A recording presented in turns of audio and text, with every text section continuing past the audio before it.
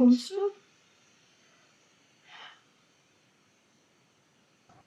Or, let's see.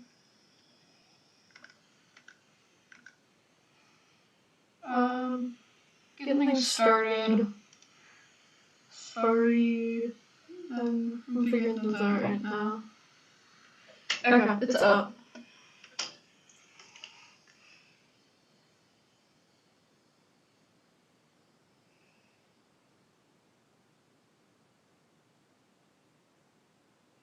I can do that way too.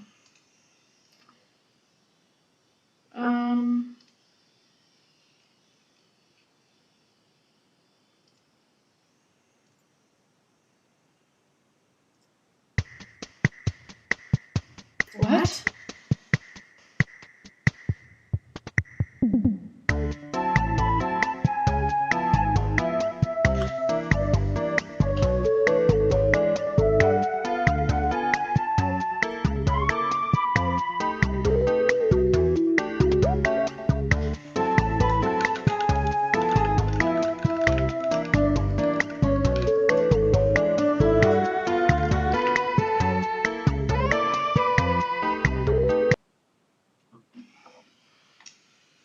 Okay. We'll do it this way then.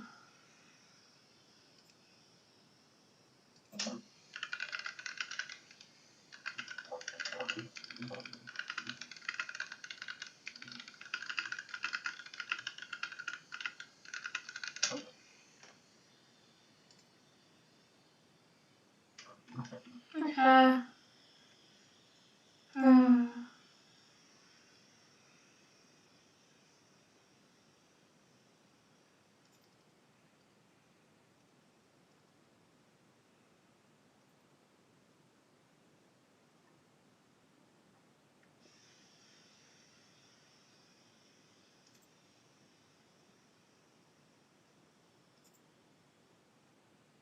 Is everything... I think... Is this public? Let's make sure it's public. Oh. Well, that'll do it.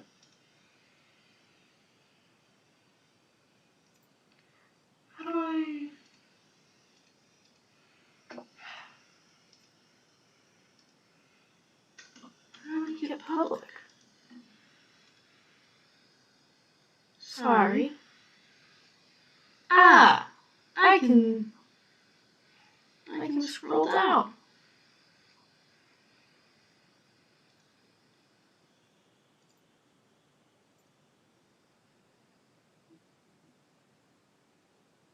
Apologies.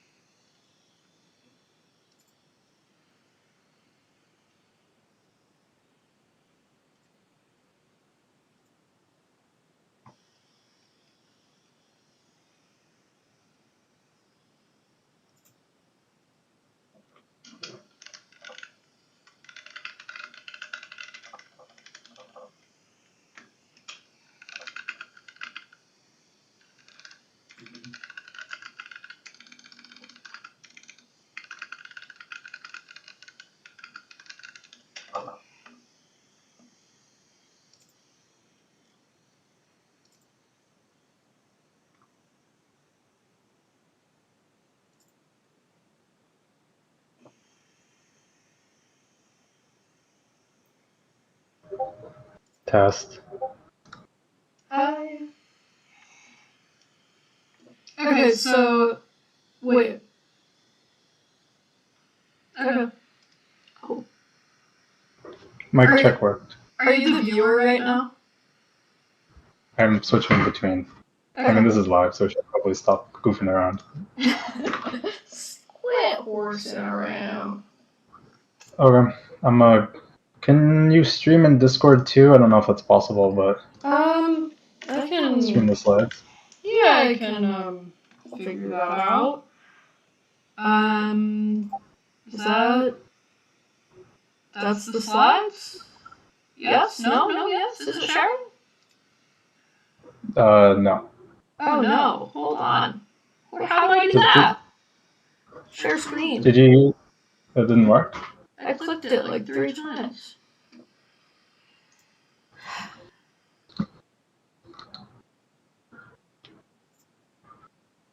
I don't understand. Are we sharing also in here? Or are we I mean, I think there's gonna be. Is this public to people? Like the stage? Last time it was public. Yeah. I don't know if it needs to be though. I can't figure out how to share. I'm sorry. I keep clicking the button. It's not working. I feel boomer. Okay. Let's just keep it closed. Yeah. Instead.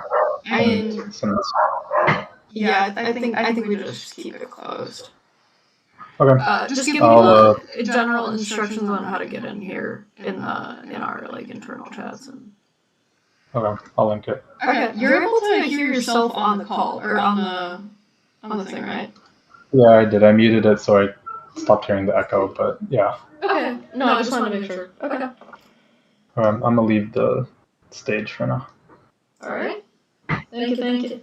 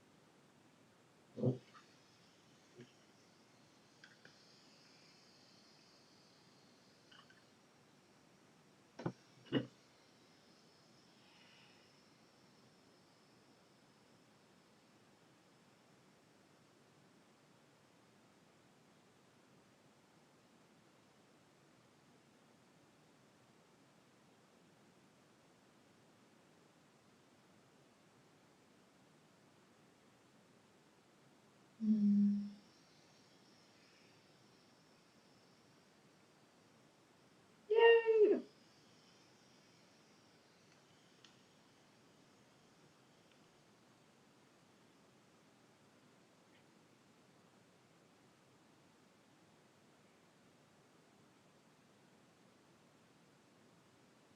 We're gonna get started soon. As people come in, my guess is that realistically we'll get started at 7:30.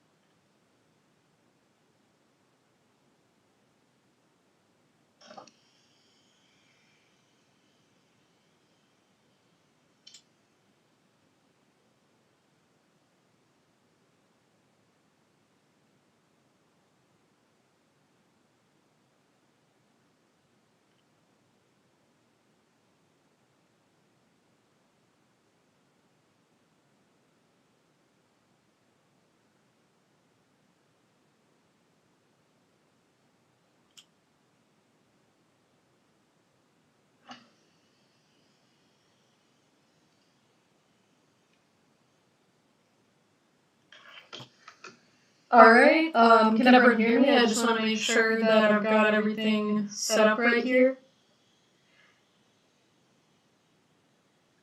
Okay, awesome. I got confirmation that audio is good.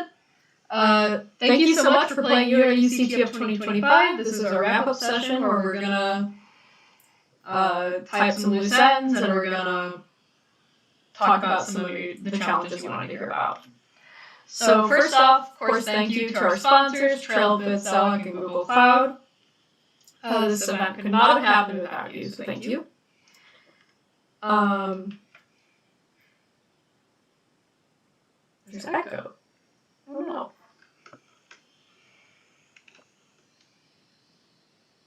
Hello, hello? I'm going to... I'll talk quieter. So there were 987 teams. There were over 261,000 points earned. 218 tickets resolved throughout the entirety of the event. And we had over 4,000 correct submissions, so it's really exciting seeing everyone get excited about challenges and get everything submitted. Congrats to our winners, Rekapeg, this little spider face, I don't know how to pronounce that, I'm sorry, and organizers. And for our runner-ups, congrats to you as well. We will be contacting all of you shortly to talk about prize money and all that. That being said, if you didn't make top 10, there's still money on the table. We have $1,500 worth of write-up money in the prize pool, and we're giving the top 3 write-ups $150, $125, and $100. So definitely still some juicy prizes out there, and you should, if you've never written a write-up before, you absolutely should try your hand at it. And if you haven't written a write-up before, consider writing a write-up for one of the challenges you've enjoyed playing here. The rest of the prize pool will be used to varying degrees to award other quality write-ups. So again, if you're a beginner, you've never written a write-up before, there's still money on the table for you. Regarding how write-ups are graded, they're graded either by individual challenges or suites. The suites are sets of related challenges, so in this case our 2 suites are our 2 OSINT suites. We have the Mr. Blue Sky suite, which was Mr. Blue Sky, Bad Blood, and Age of Aquarius, and then we have our other OSINT suite, which was our GeoGuessr suite, which was Heart and Cherry Blossom. Our write-ups will be evaluated based on clarity, approachability, and presentation. We're expecting quality over quantity, so we're not worried about how many words you write. We want to see how well you can explain the idea of the challenge and how well you can explain what you did to solve it. And to clarify, your write-up doesn't necessarily have to discuss all the challenges in a suite if you don't want to. For example, if you solved Mr. Blue Sky and Bad Blood but just didn't get around to Age of Aquarius, feel free to submit a write-up for those 2, and we'll grade it just the same. Write-up tips. You're allowed to use LLMs. We can't stop you from doing that. Just know that just using LLMs on their own might not meet our quality standards, so your mileage may vary. You are allowed to reference write-ups from other players, however, plagiarism related to write-ups is not allowed. And so, that being said, if you'd like to keep your write-up private for grading purposes, you could use GitHub Gist or Pastebin, or just wait until after the submission deadline passes to make your link public. If you're publishing your write-ups on one page, block links help us out a ton and make it a lot easier to figure things out. We got a lot of suggestions for our unsolved challenges, for explaining our unsolved challenges, but we're not going to explain those, sadly, because there's a bounty on them. The details about the bounty are in our challenge updates channel. I believe that it's $50 for each of them. I don't quite remember the deadline, so definitely check there and see what those say. Get hunting on those. Again, more money on the table. Very exciting. And we'll release explanations for those challenges as soon as we're able. So with that in mind, now we're going to do challenge overviews. First off, first two challenges, I'm going to maximize my yapping on the front end, so I'll talk about my challenges first.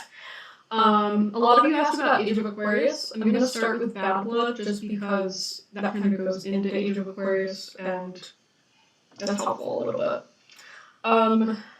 Sadly, there's an unintended solve for Bad Blood, which is that you just look up the flag in the feeds lookup. That's on me. I should have vetted that challenge a lot more. I apologize. I didn't change it just because people solved it that way already, and that wouldn't really be fair. The intended solve is actually pretty neat. Blue Sky actually lets you detach quotes from your posts, and that, I think the intent of that is kind of to minimize like ratioing and trolling and stuff. But when you go to the like who quoted this post page, it shows the quote.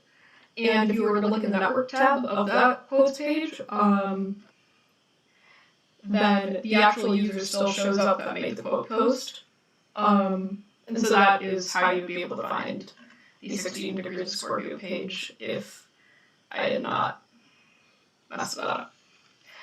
So then going into Age of Aquarius, you go to the Tumblr page on the 16 Degrees of Scorpio page, and then from there, a lot of you figured out that you need to reverse engineer the birth location based on the horoscope birth chart.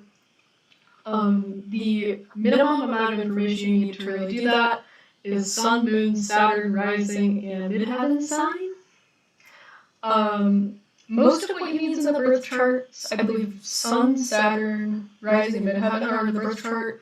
The Moon sign comes from the date of birth in the Tumblr post. That some of you found talking about that satellite. I tried my best to keep this not super granular, but I understand it was a little bit guessy, so thank you for bearing with me. I tried my best to confirm things in Modmail when I could. I hope you still had fun with it. So next, who do we got? Do we have... Nikhil, you did Baby Colonel? Are you on?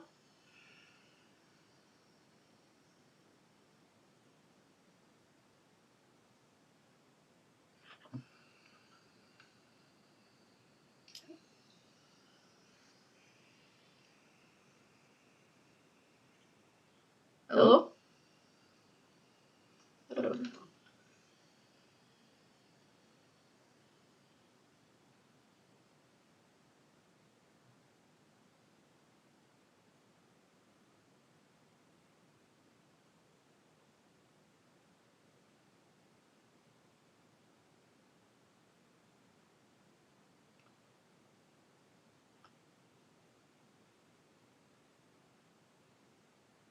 Okay, yes. So I hope people can hear me now. Oh, I'm so sorry. I figured out what the problem was. I accidentally joined on hold. You're good now. Yep. Okay. So I was the challenge author for Baby Kernel. This was a kernel challenge. I was like trying to make it kind of on the easier side to help people kind of get introduced to kernel. So the bug was used after free. So there was a kernel module that let you allocate a buffer of a controlled size, and then you could free the buffer anytime you wanted, and then you could use the buffer and read and write from it anytime you wanted. And you can read and write from it after you had freed it. So the main idea with trying to exploit this bug was to free the buffer and then make a kernel object get allocated in the place of the buffer, so that when you read and write from the buffer, you're actually reading and writing from the kernel object. So there's many objects that you could use at this point. I saw in feedback there were at least a couple of different ideas that people had. One option that's like particularly easy to work with is TTY struct. So this is a structure that's used in the terminal subsystem. And the nice thing is you'll see on the picture on the slide, the structure happens to have an ops pointer, and that pointer points to a table of functions that are used for servicing like different system calls. And that table is a global variable. So this challenge had KSLR enabled. It had essentially all the other protections enabled also. So if you want to do anything, you probably need to break KSLR first. And since ops points to a global variable, by reading its value, you can get a leak in the kernel, and that lets you break KSLR. And the nice thing is that ops also points to a table of function pointers, so that should immediately ring alarm bells because you can corrupt those, and you can hijack control flow. So in particular, if you make ops point to a fake table, and make the entry for the ioctl system call point to a write gadget, then when you make an ioctl system call on the TTY file descriptor, I guess it's technically the PTMX file descriptor that causes to be allocated. But when you make a ioctl system call, you will get a arbitrary write in the kernel. And once you have an arbitrary write, again, there's many things that you can do. One of the easiest things is to overwrite this thing called the modprobe path. It's a path that's related to like executing files, and that essentially, like you can, there's like stuff on the internet about how this works, but essentially it lets you carry a privilege escalation if you can override that path to do something that you control. And once you have that, you can spawn a root shell. You can read the flag.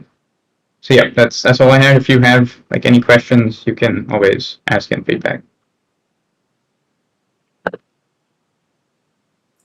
All right, thank you for discussing baby kernel. I will move on to the next challenge. I believe this is Cameron's challenge. Upload and away.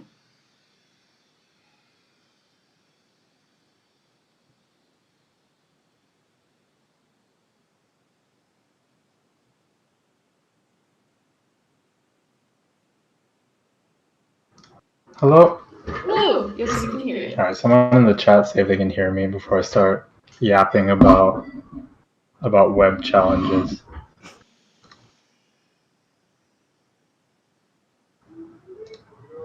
Okay, I can be heard in Discord apparently.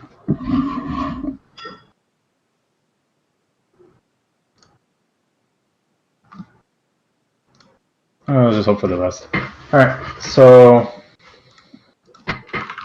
Alright, so my challenge, I said the key is in the package.json. If you notice in the Docker file, the way that the script gets run is through this npm start command, which is stored in the package.json. And so if you take a look at it, okay,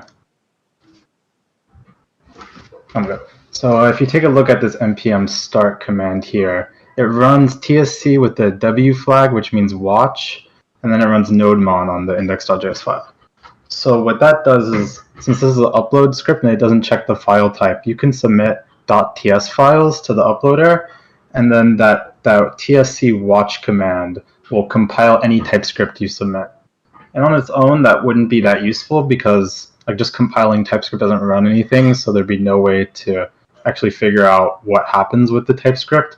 But because of that nodemon right there that reloads the server whenever index.js gets written to, if your TypeScript file compiles successfully, it will overwrite the dist index.js, and then nodemon will notice that, reload the server, which resets file count to 0, and then now you have like a oracle from the server. So if your TypeScript compiles, then file count gets set to 0.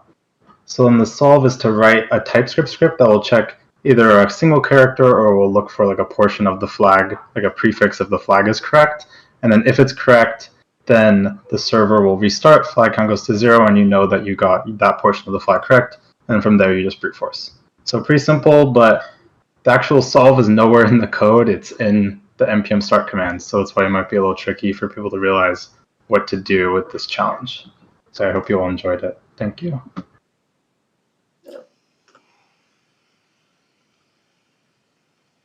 Sorry about that. Yeah, that was perfect. Thank you for talking about your challenge, Cameron. Alright, our next challenge up is Emacs Jail. George, I believe you're up for Emacs Jail?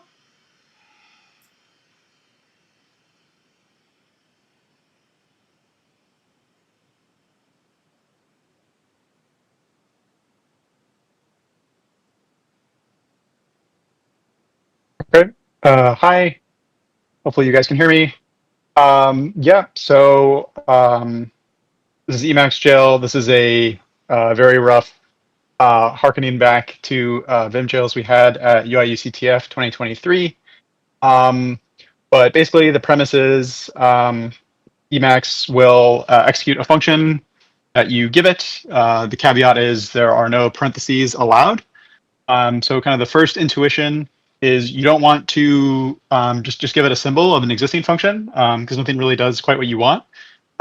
Is you want to byte compile a function, and the string form of a byte compiled function it's got like square brackets and a hash and stuff like that. And so that's kind of the first intuition. And actually, unfortunately, the second part of the challenge, which I did not properly patch against. So there were some unintended solves, but hopefully you were still, if you solved it that way, you were still able to enjoy the challenge. But the kind of intended method was that in Emacs Lisp, there's this thing called advice, and advice basically will override a function and will call some function before, after, instead of, around any function in Emacs, except that for functions in Emacs which are opcodes in the bytecode interpreter, advice does not get called. Advice only is called if the function is called with like a call set buffer instead of the set buffer opcode. So the intended solve was to use those opcodes, and the Emacs byte compile command is somewhat finicky with byte compiling it to that. So yeah, I think most solves, it looks like they were able to not have to do that, which is also totally fine. But yeah, if you have any other solves or questions about the challenge, you can ask in Discord, and I hope you had fun with it. Yay! Awesome, okay. Thank you for talking about your next show. Alright, next we have X-Ray.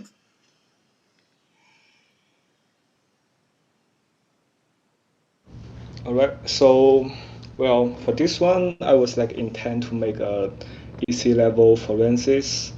Sadly, we don't have forensics, so I just put it in the MISC.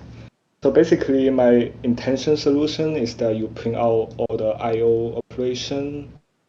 Like my intent data path is the memory state, the write data.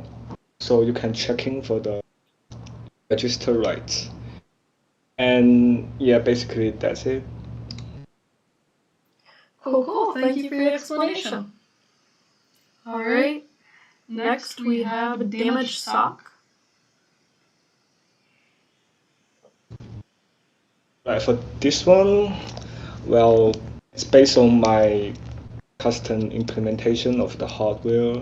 So here is some key point I expect people to solve it. So first step, you need to identify the architecture of the MIPS 64 little endian. and then by audit the info, the system verilog code, you can see the interpreter handle function edges and the entry point edges, and then after that you can just like decompile the whole binary, and then you can see the first few check about flag length, and then yeah, and basically checking the interrupt handler, you can see the syscall is acting like a branching. So I was expecting like people to just rewrite the syscall as the branching, or just use some like IDA script to help with that. And then after this like control flow hijacking, the rest of the pod is on random XOR, like simple XOR, and yeah, and shifting. Yeah, that's it. All right, cool. Thank you. All right. Next, we are not able to get the author of Elf Capsule here today because he lives in a time zone where he should be sleeping. But we did get a video explanation of Elf Capsule. So I'm going to play that for you now. Hello, so for the challenge elf capsule, the elf cannot be effectively delivered without the elf. As the name suggests, it might contain two elves, right? And indeed, if we run bin walk on the provided elf, we can see that there are two elves. And of course, from the start script, you know that this is RISC-V architecture and indeed can be executed as RISC-V. Now let's go to the first elf, that is main.elf. It has an entry, it has a bunch of these functions, but I don't know why Ghidra does not decompile this correctly. You can see there's a bunch of like these empty spots that you have to like manually disassemble to reveal some of these functions. That's a total side effect. I don't know why it does this sometimes, but it is kind of weird. But yeah, so I guess maybe this is when I use like just straight up assembly, it does this. But yeah, you'll see a bunch of hidden functions, and in fact, the highlight of the challenge is also hidden, which is this. As you go to this, you'll realize, oh, removing unreachable block. So this is the inside elf, right? And it's just this writing to some magic address and return. So that's obviously not very interesting. There are some settings that you can play with Ghidra to let's not do that. And you realize there's actually a lot more than that. So if the program were to execute straightforward, it will just return right there. But obviously there's these extra stuff, so this might give you some idea that, oh, this is about exception handling, and indeed those addresses are not normally mapped by QEMU, so every time we read or write from these address, and essentially here is, I'm not going to call it a state machine, it's just a stack-based calculator that does some special stuff. So these parameters are, where the fault happens, what's the fault code, because I have different instructions for read and write. There's an IO one, there's, add, subtract, XOR, stuff like that. There's also a special operation, and keep in mind a lot of these are on a stack. So, this is essentially where this is the pointer to the data, and you can probably find where the stack is. I'm not really sure why I decompiled these, but I compiled with O3, so that's probably why. You can probably also tell that these are about input and output. So it's just a bunch of stuff, and if you just focus on this and what this is trying to do, it will tell you what it is doing. Essentially, that's what Elf Capsule is about. All right. Thank you. Before I get to the next one, I'm going to reload this because we have one more other challenge. A lot of you were asking about Lua.EFI. We're going to have one more video after this, but Yifei, take it away. Okay, so Lua.EFI is pretty simple actually.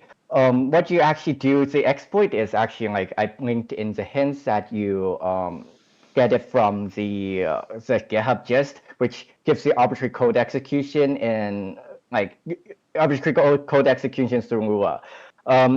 What we would do is you can execute a string, and the string is the payload. The payload, what I do is override G security and G security 2 in DXE core. So it doesn't check anything secure boot. It doesn't know about secure boot. Override it with null pointers, it's done. We turn OS exit and execute Alpha Linux, it will just get passed. Next one, I also have SMM sleep.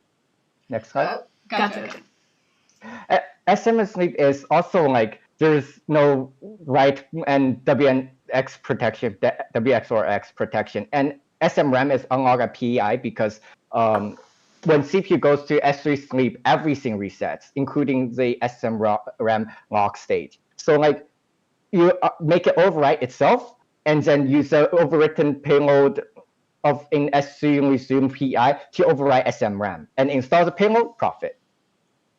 That's kind of how you just have to realize this realization. That's all. All right, thank you for sharing. I'm gonna head back over to our second video. The other explanation that we were graced with was blazing fast. Hello, so I'm here to talk about the challenge Blazing Fast. Now, if you read the ELF, you'll realize it's compiled for Xilinx Microblaze, which is a soft processor meant to be run on FPGA, right? Combined with a challenge description about this, which is from here, it might give you an impression that this is about images and displaying images really fast. And this is exactly what the binary is doing. If I'm actually running it on an FPGA, the backing device would have a DMA HDMI setup that's outputting the image, but you don't have to know that here.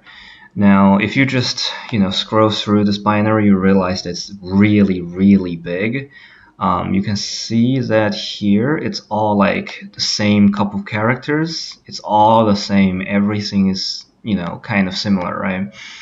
And if you use a plugin like this to decompile it in Ghidra, you realize that look at all of these instructions, and all of these instructions, if we go into the middle, it's all just immediate add store, immediate add store, immediate add store. Essentially, every 3 instructions are grouped into one that forms a store instruction.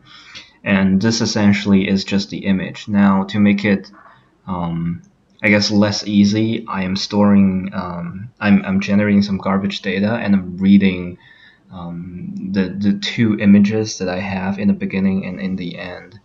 And of course, all of these store data, if you actually read through the instruction manual, you realize that it's a 32-bit data, but the first byte is always 0, because I am only using the last 3 bytes to represent RGB. That should also be a hint as to the format.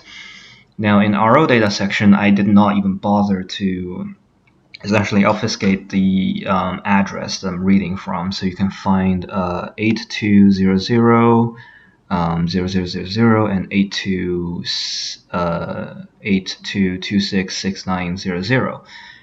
Now these are the 2 instructions of the image. Now one image is not exactly this big, so there's a little bit of garbage data in between. But once you read the image from these 2 addresses, by the way, the store instructions at the end will tell you how big an image is, right? You just subtract whatever's in the end and here to get the second image, and then you can get the first image. You can average them as this suggests, which the flag will be contained in the average of the 2 images. Everything will be in our public Git repo, so you can check those out. All right, I believe that is our last challenge explanation. Let me double check. Hello, so I'm Sorry. Thank you again to our sponsors, Trail, Vits, Zelic, and Google Cloud. Again, we couldn't have done this without your support. So we appreciate that. And thank you all for playing, and we hope to see you next year. We hope you had a good time. This is the end of the wrap up. Have a good summer, or rest of your summer.